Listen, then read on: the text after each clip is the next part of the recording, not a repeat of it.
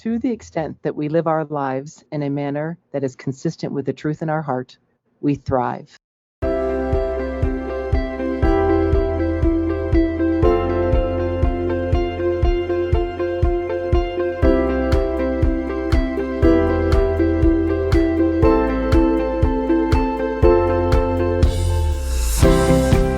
Welcome to the Meyer Clinics podcast, and you just heard a quote from one of your hosts, Dr. Lisa Day.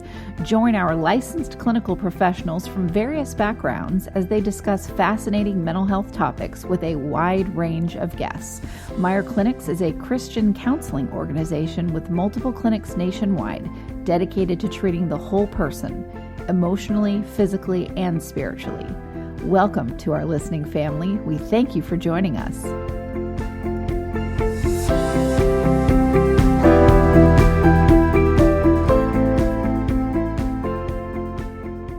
Hello, everyone. I am here with psychologist and registered nurse, Dr. Lisa Day. Hello, Lisa.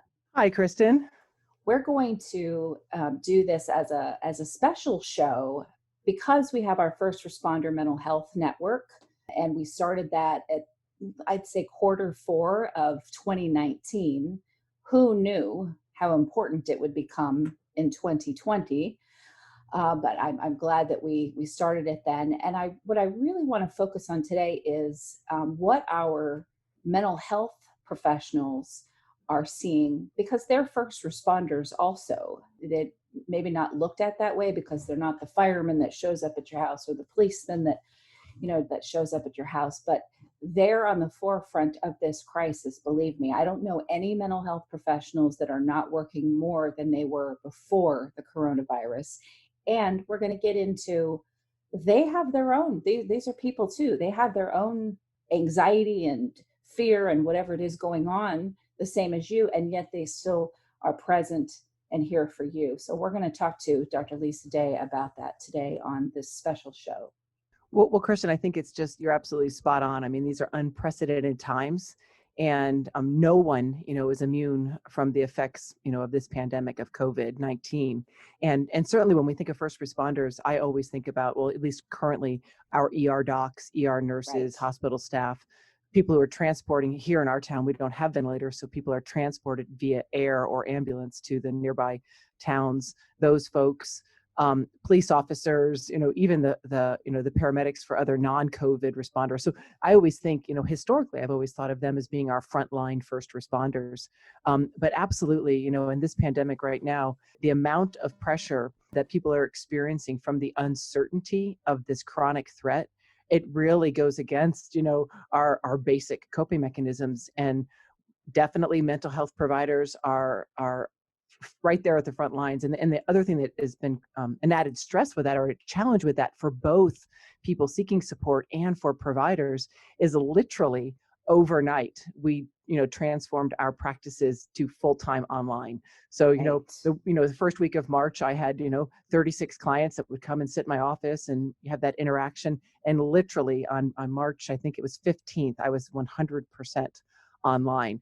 And while that has a learning curve for someone such as myself who's a little technologically compromised, it's as difficult for clients. And the other thing, and we can talk about this later, is that as this pandemic continues and as anxiety and fear escalates and grows, and agitation and all that mobilized fight, the fight, flight, or freeze comes into space, more people are in need of mental health services. But because you're now walking into this new technology of seeing them on a screen, we're exploring ways of how to make that more user-friendly, Right. to familiarize people with the technology. So many variables, certainly, with therapists and counselors on Absolutely. the front lines. Mm-hmm. And we've seen an impact with, we all use Zoom. Pretty much everybody uses Zoom on the network to do their shows. And Zoom has definitely had some bandwidth issues, as they would. They weren't prepared for this either. No one was. Other technologies cropping up out there. How do we make things HIPAA compliant? If they said they were HIPAA compliant, but they haven't been challenged like they are now, how are they being challenged? And having to do this and not, oh, well, we'll fix that in 6 months. No, you better fix it in 12 minutes. Right. Because we're in a crisis, So I love it how I was on with Dr. Meyer yesterday doing a show, and he's just raving about telehealth. He just loves it. And I teased him on the show. I said, listen to yourself. You bashed. I'm going to grab that episode where you just bashed telehealth.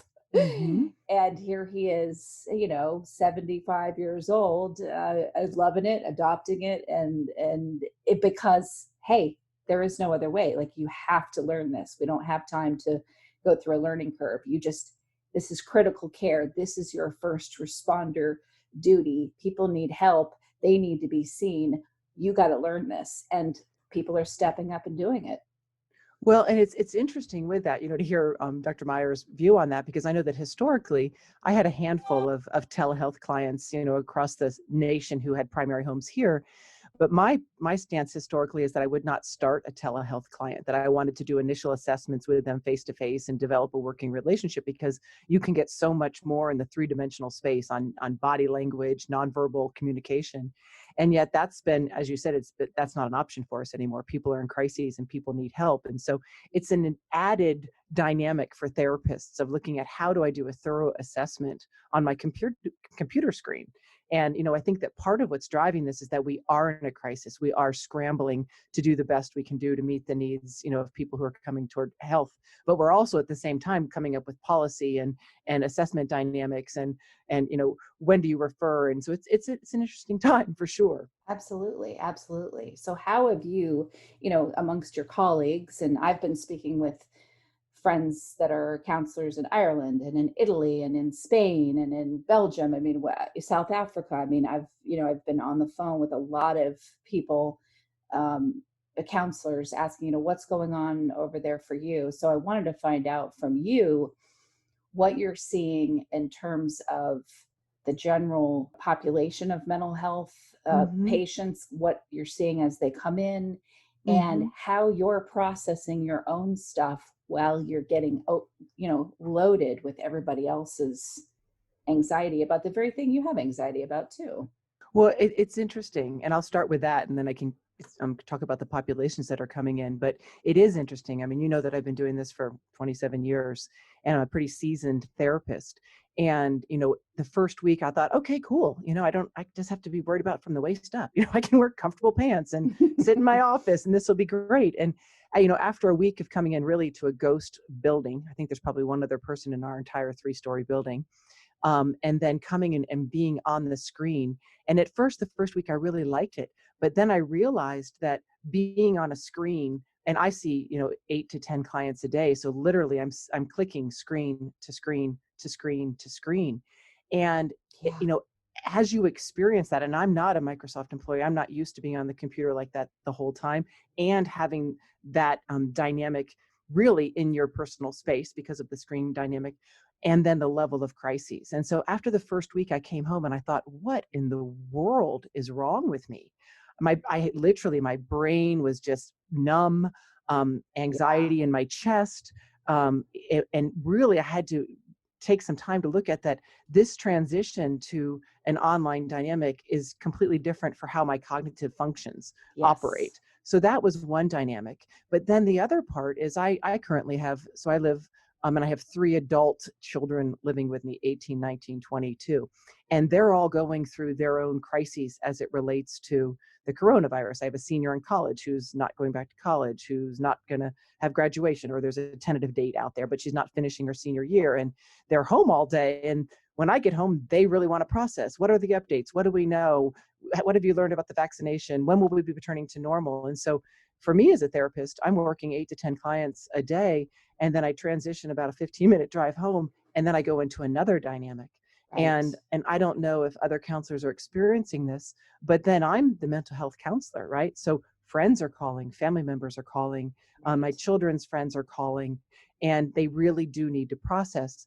So it's really a setup, for those in the mental health field, just like those in the first responding medical or emergency fields, to burn out. And so we have to be so aware of that. And hopefully we can come back and talk about that in a little bit, about some skills, some self-awareness. Absolutely. But what I'm seeing, to come back to your question about what I'm seeing in my practice, I've had the majority of my clients are existing clients, and probably 5 of the 35 that I see a week are new presenting clients, or that's been the average in the past 2 weeks. And so what I observe in existing clients is whatever the issue was that they're working on, it's gone up about 80% in intensity. Follow me?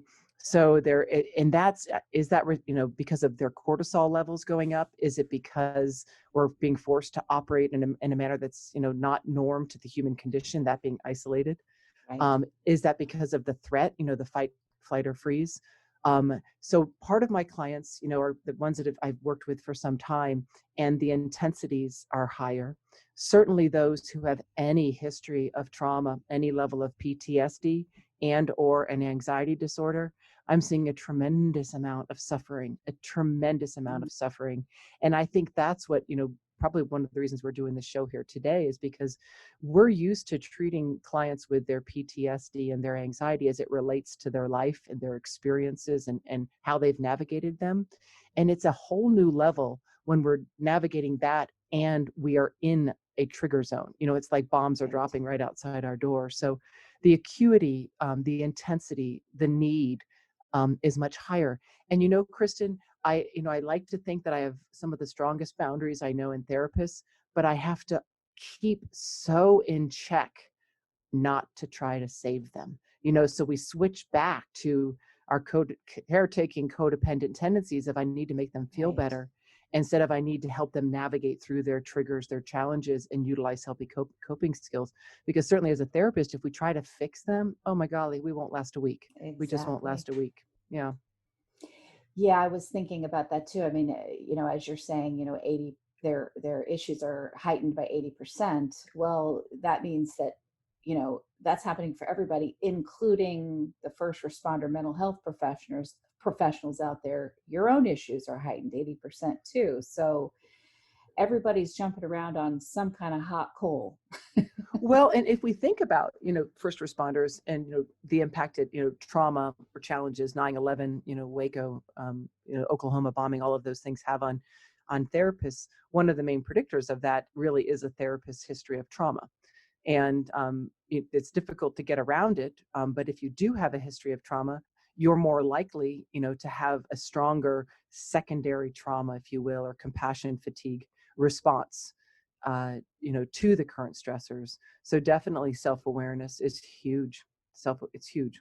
Self-care, huge. Number one priority. It's if I often say, and just in the general stance, that it's important to put the oxygen mask on ourselves first and then others. You've heard me talk about that. Right. But really with first responders, the most important thing that they can do is to take care of themselves first. Yeah, absolutely. Hi, this is Dr. Paul Meyer of the Meyer Clinics. Our Christian counselors across the country have a goal of helping all those who come to us to become what God has called them to be. If you're in a situation where you're not at peace within yourself, or you just feel like there's joy that's missing in your life, we can come alongside to help you obtain peace and joy. This message is sponsored by the Meyer Clinic Foundation, a nonprofit Christian counseling ministry. The number is 1-888-7-CLINIC, 1-888-7-CLINIC. So what does what does taking care of yourself first look like when you're a first responder? Well, Kristen, it's not that different from what all of us need in general. Follow me? So if we talk about first the baselines, and then we can talk about, how to increase that. So for any of us, I tell people that we have cortisol intoxication. There's no way for us to get around it. Those are both providers and people who are experiencing this. All of us have it. And, with cortisol, this, we have the fight, flight, or freeze. And so what I'm observing, both as providers and as folks seeking therapy, is that we dance between those three. Follow me? And different people, depending upon their characters, are going to spend more time in one or the other. Mm-hmm. Fight, meaning increased agitation, irritation, aggression, a flight, anxiety, withdrawal, avoidance. Freeze really is that. It's an immobilized, there's 1,000 things I can do, but I can't seem to move. And so, when we look at the cortisol in general, the very first thing all of us want to do, and definitely first responders, is breathe. And I was working with someone the other day, and it challenged me in a way that I thought I laughed at first. And we talk about the importance of taking long, deep breaths. And this educator said, I challenge you to take 1,000 long, deep breaths a day. And you think 1,000, who has time for that? And we only need to breathe to live, but that seems challenging. It does. But if you think, that we breathe on average 900 breaths an hour, it makes it more feasible. It puts it in the category of sipping water. So very first and foremost, we want to make sure that when we're working with clients, when we're working with patients, that we're breathing, that we are really conscious of diaphragmatically breathing. With the secondary to that, or as important, all of us want to be, yes, our doctor says exercise regularly, but with that cortisol surge and without an outlet for it to be released, such as jumping on the cougar that tries to attack your dog, that stuff stores. And so, yes, this sounds excessive, but I recommend for everybody, and definitely with those working front lines with this, if you can, 2 half-hour periods a day, meaning in the morning and at night, just because it's a chronic 24-hour stressor, very least 45 minutes, of some rigorous, any kind of aerobic activity, walking, jogging, biking, hiking, swimming, if you have that luxury, an in-home video, but definitely we want to exercise. But I think that, when there's several other too, but one to point out with first responders is really cognitive awareness of what our role is and what we're doing. So I find for myself in therapy, I have to be aware of my therapeutic skills of validating, helping people gain awareness, and beginning to identify what they need and what is nurturing to navigate through the current challenge. Because we can become alarmed when we're working in crises. Yes. We can become alarmed. And so we want to have cognitive awareness of what is my purpose here, and am I doing that? Or am I getting caught, into that wave, into the frenzy, into the fury? Am I able to leave it at the office, or am I taking it home? And think about this too. I spoke about this with Dr. Christina Hallett the other day, how she's working from home now. She's not going to an office I know, in some situations, and it sounds like maybe it's in yours too, where you go to your office, but you're the only one going there, and you're doing your counseling appointments that way with people at home. Is that how you're doing it? Well, yes. And because of that boundary, because otherwise half my brain would be on what's happening in my home. Oh yeah. And I get that. But some of the counselors out there don't have the ability to do that. They're not allowed to do that. So they're literally at home in the midst of what's going on at home with kids, spouse, whatever going on with home. And they're also now working at home, which is stressful. Oh my golly, stressful. I did one Zoom call for the state of Idaho for families, and it was in the evening, so I chose to do it at home in my home office. And there's dogs hitting the door. There's hey, where's the teriyaki? You're just like, and you hear all the dog. And then in our town, everybody howls at 8:00 in the evening. So then you hear this howling in the background. And so, those are kind of funny stressors, but oh my golly, Kristen, you talk about what am I seeing in my clients? I feel that where I'm seeing the most distress are full-time working moms with kids who are at home trying to homeschool them or online school them, and keep them occupied and deal with why can't I go play with Johnny? Why can't I go out in the yard? The stressors are enormous. So you put a therapist in that position, and it really is over the top. Absolutely. And we get the top, because we can only handle so much information about this, but I always think about, okay, how there is the trickle down of, okay, so working from home, or maybe not working from home because you're out of a job, your kids are home and no money's coming in, you have to pay rent, where do you get food? It just, the amount of stress happening right now, this isn't, in 2 months, we'll have to worry about food. No, there are people right now who literally don't know where to go, how to get access to it.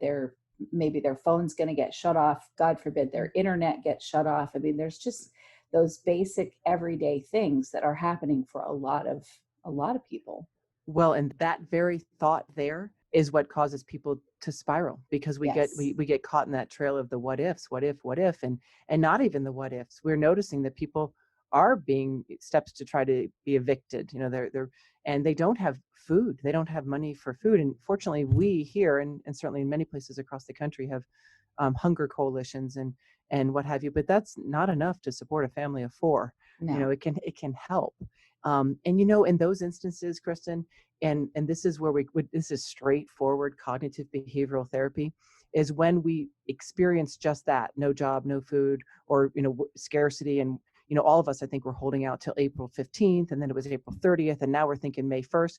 It very likely could be April 2021. Right. And so we want to, the coping skills that I teach, and all of us experience that, whether we're therapists or providers or not, we want to take that big, deep breath in, and we want to challenge our mind. It's not going to come natural to come to the present. So we want to prepare or be aware of what steps we can take, with threats ahead of us. But so much of the anxiety and fear is future focused with COVID. It's what if I lose my house? What if I get infected? What if my parents get infected and die? And so, one of the coping skills, it's not going to take the anxiety away, but it will help manage it. I take my palm out and I take my other fingers and I press right in the middle of it, is that I want to be right here, right now, to the extent that I can be present in this moment. And then I want to take one breath in of having compassion for myself, that I'm feeling freaked out and worried and upset about all of these things. And then I want to extend compassion for others, because when we get fearful, we seek to control. And I can't even tell you, I mean, we live in a neighborhood where I've only heard a horn beeped once, and that was with elk on the road. And now people are beeping, they're shouting out with people with other license plates. They're giving people what I call the moving madra, shooting birds. People are yelling in grocery stores. I've never seen it. People are fighting with their neighbors for breaking the 6 foot separation.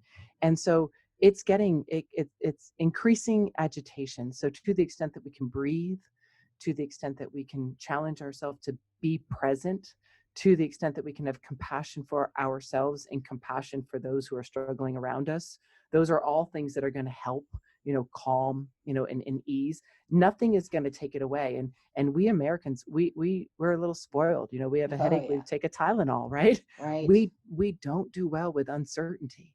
Limiting consumption. I don't know about you, but I'm always looking at that phone for the answer, and I know it's not going to come for a year, but I still look. Maybe it's coming, right? Oh, Right. And the paranoid things that we'll do. I mean, I said this on another show. I got hives. I've never had hives in my life. They covered my entire body. So what do I do? And it was because I ate an egg that had, that wasn't pasteurized and had some bacteria on it. And it was horrible. But what do I do?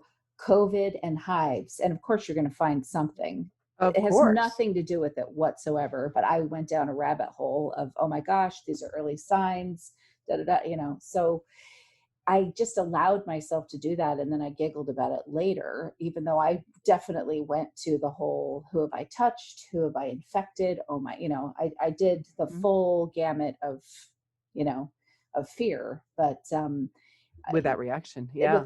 And then went, okay. And I think it's interesting too. And I know this from the other, mental health professionals that are front lines with this too, is people are not behaving the way that they quote unquote normally would. And so being very forgiving and understanding of that, while also not allowing yourself to be, bullied is challenging. I mean, I definitely have, I felt quite a few people come at me with this heightened anxiety and all this pressure on me to do things for them, because their way of managing what's happening was to become ultra productive. And that meant roping me into their ultra productiveness when I was at a state of, I just want to take a nap and eat, like, leave me alone, Well, and being able to say, no, I love you, but you know what? No. And then in some cases say, stop calling me. Right. You're having something. I get it, but this is called a boundary, and you need to get way the hell on the other side. And having to do that with people that I really love, and knowing that they're just freaking out, but I needed to protect myself. Absolutely. I use this phrase at least several times a week in my own home, where 4 of us are navigating isolation together. And I teach every single client that I talk to. And it's this phrase. I say, these are challenging times. None of us are the best version of ourselves. And I need you. I need you. And with that, we pick and choose. We don't sweat the small stuff. Right. When someone slams the door, you're trying to do a family exercise class, and one child runs out and slams the door. I can't do this. This is stupid. You let them. And when they come back in and say, okay, I'm going to do it good enough, you say, well, great, let's continue on. And it's not some angelic I'm there. It's with intent and mindfulness that we choose that phrase of coping, and we choose that phrase of interacting, that these are really challenging times. None of us are the best version of ourselves. And I need you. And I need you. It's hard to argue that one. And if you don't need them, you just say, these are challenging times and none of us are the best version of ourselves. Right. I'm going to excuse myself. Yeah. I'll give you an example. This was hilarious. We're doing yoga, which I tend to not really have liked yoga. It's just too slow for me. But right now, boy, do I need it. It's interesting. And so I'm doing outside yoga. Everybody's 12 feet apart, and we decide to let the dogs be. We do it in the dog park, so we let the dogs be in there. And I take my oldest dog because he's basically going to be a hedge. He's not going to bother anybody. And then there's puppies running around, and I don't care. Like, I love dogs, but the puppies are like slamming, they get riled up and they're slamming into the yoga teacher and they're slamming into other people. And then my dog, I'm not telling anybody else's dogs what to do, but I'm telling my dog, who's getting now verklempt over this, to calm down. And somebody decides to get very irritated at me for telling my dog to lay down. And it was interesting because I got very calm. I know this person goes to DEFCON 1 over everything anyway. And they were, this is fine. And just let the dogs be. Like, they were telling me to relax while they're screaming at me. Chill out. Yeah. So I looked right at them and I said, I hear what you're saying. And what I need you to do is take it down. Breathe, take it down many notches, and let me do what I need to do. You don't need to worry about how I handle my dog. Just let it go. I'm not worried about the dogs. I'm sorry that my reaction is bothering you, but focus on having it not bother you. What a challenge. That's what yoga is all about. Letting go, breathing. And they just looked shocked, and then they turned their head, and I'm like, they're just lashing out at me because of their own internal stuff that they're holding in. And I was a target, but then I didn't allow myself to stay the target. So it was a good exercise. Well, and that is huge. And, the other thing I challenge, and again, this is one of those things that people sometimes want to throw a shoe at my head when I say this, but this is not a sprint. We thought it was a sprint. It's the marathon. Yeah. And we have a choice of which shoes we want to put on during this marathon. We can put on those fancy shoes that we would wear to some event that start to cause our feet to go numb and pulse after about an hour, or we can put on our comfort cruisers. We all have our special comfort cruisers, right? And I say it's the same way. We can put on an attitude that is uncomfortable, that is victimizing, that is blame shifting, the shame, blame, judge, criticize game, or we can put on the comfy shoes. And what I challenge is, to the extent that we are able to choose kindness, to choose love, to choose compassion, to understand that we are all in this together and we need each other. We need each other.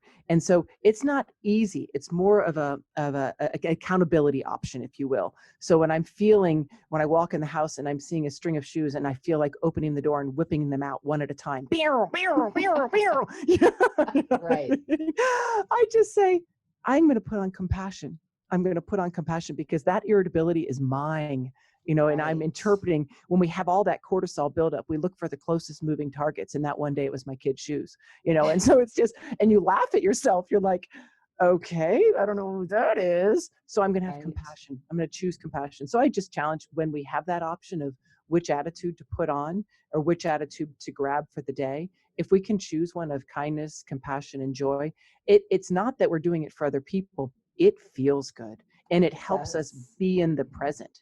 And it helps us, coming back to the first responders, it's so important because when we're first responders, we're the experts, right? Right. And so we're used to being the experts, and therapists, they're kind of split in a class. There are those who are very comfortable in leaning out to get their support, their nurturing that they need. And there are others who are giving only, and they're not as comfortable with receiving. Right. And I say right now, for all of us, and especially for providers, we need to lean in and we need to lean on. Yes. Meaning we need to have those 1, 2, if we're blessed, 3 people who we can lean into and lean on to nurture us. That, wow, I've not been a therapist during a global crisis before, and there really are some challenges in navigating this, and I need your support, Right. and then you get prayer or love or articles or meditations your own sent counseling to you. session with who your Absolutely. therapist is that helps you be a therapist. I mean, that's one of the things I was Absolutely. asked this week was, what can counselors do that are, seeing more patients than they have ever during this, and learning technology at the same time, and some working from home, and all the things that we've talked about. What can they do this week to really support themselves? And the first thing I said was they can go to their own counseling session just for themselves. Well, or peer supervision, because we have to Yeah. remember that we have counselors, thousands of them, right? And now they're counselors. We are counselors in a global crisis, but we are also counselors who are people, meaning our counselors are going through their own family challenges, loss of a Yes. family member by death, not related to COVID, relationship challenges, school challenges with their 3 kids trying to homeschool. And really, as therapists, if we can lean in and lean on each other. Here in our town, one of our therapists put a chain, okay, technologically compromised over here.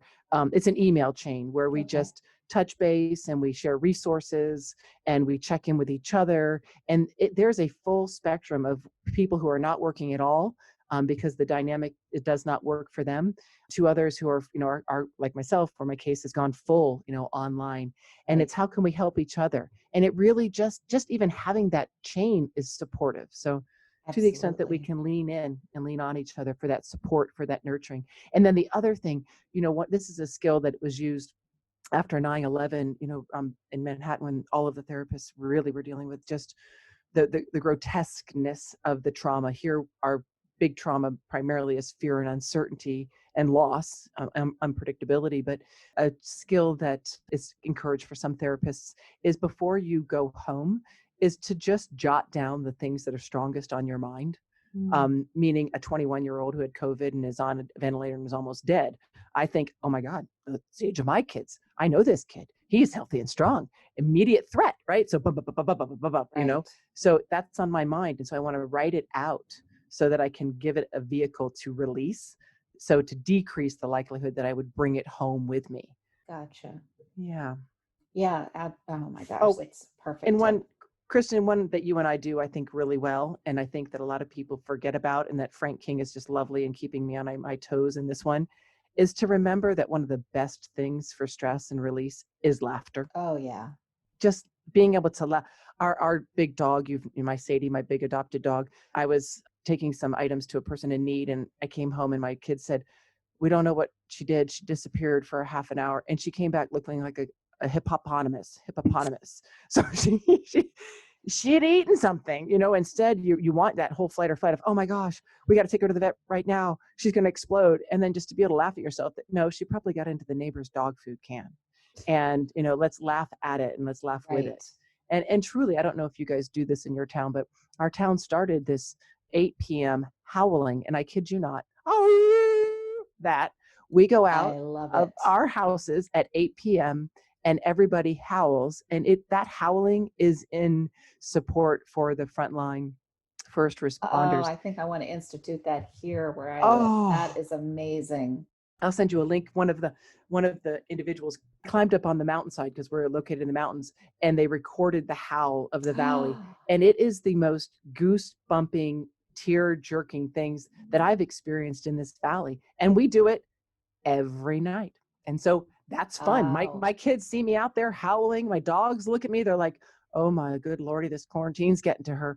but it's fun.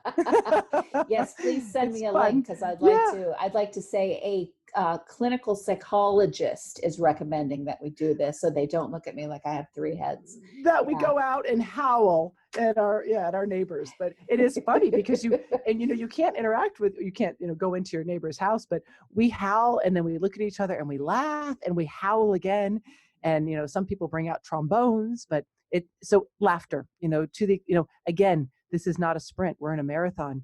And the other thing that we want to touch base on, Kristen, with first responders and with people in general, is that I caution all of my friends, family, and clients to be aware of, one, we have to establish new norms in this marathon, but I caution them to be aware of the new norms that they're establishing. So sometimes with first responders, with that intoxicating level of cortisol, the medication is alcohol or substances. Right. And, we joke that, you can look, I'm going to end up a chunk or a drunk, all over Facebook, you can see those silly little memes, but Right. it's not funny, because if those are norms that we're developing during a time of crises, there's a belief that they're going to go away when the crisis goes away. And it's not that simple. They don't. The body becomes dependent. The psyche becomes dependent. So we just I notice I've been eating more, even though I work from home. That's a stress response for me. So I immediately ordered a cleanse through this company standard process that I absolutely love. And I'm going to do that. And someone had said to me, why would you put your body under that kind of stress of a cleanse during this time? And I said, because I'm giving it a gift. Well, absolutely. And you're doing something, and I absolutely recommend this. You're creating structure and a routine. So the cleanse gives you 15-day, 30-day structure. Yep. And that structure, even every day you do the cleanse, is something that you've done of value. It's something that you have control over. Yeah. Exactly. Instead of just, it's a free for all at the fridge. Yeah. Yeah. Okay. Wonderful. Thank you. I know you're packed. It's a Friday. I've been doing dates on shows just so people know exactly where we're at in the timeline. So today is the 24th of April. It is 1:30 Eastern in the afternoon, and really wanted to touch on, our other additional first responders, which are our mental health professionals being called on more than they ever have been before. So thank you for doing what you do. And thank you to all of my listeners and the listeners of Meyer Clinic's podcast, because we're going to air this in both places. Thank you to all of you that are in this field doing the work that you do. Thank you, Kristen. Absolutely.